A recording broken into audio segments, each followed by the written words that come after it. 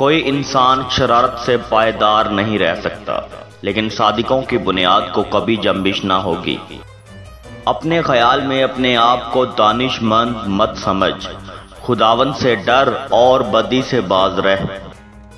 किसी शख्स की बेहतरीन मालियत ये हो सकती है कि वो पूरे तौर पर तालीम याफ्ता हो।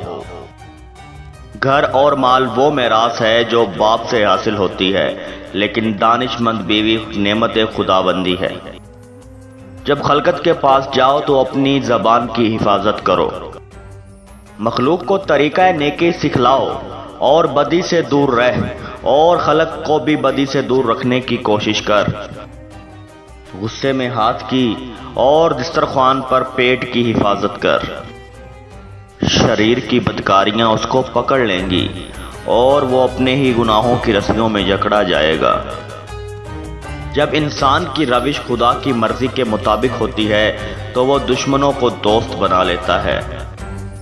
झगड़ा सिर्फ माजूरी से होता है, लेकिन अकल उनके साथ है जो मुसलिहत को पसंद करते हैं।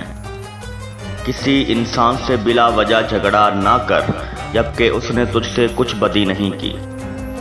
सादिक आदमी 7 बार गिरता है और फिर उठता है, मगर शरीर बला में गिरकर पड़ा रहता है। अपने हमसाये पर बदी का मंसूबा मत बांध जिस हाल में वो बेफिक्र होकर तेरे पास रहता है।